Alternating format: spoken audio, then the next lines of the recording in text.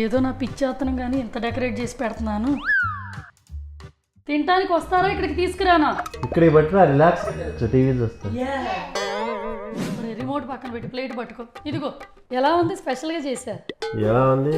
Boring food.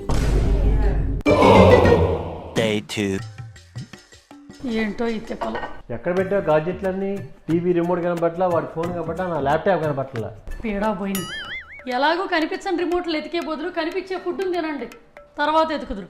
కూర్చోండి, energy వస్తుంది. తిన్నాక ఎత్తుకున్నారండి. సూపర్ ఉందిరా. అలా ఉంది జాన్, ఎలా చేసావు ఇదంతా?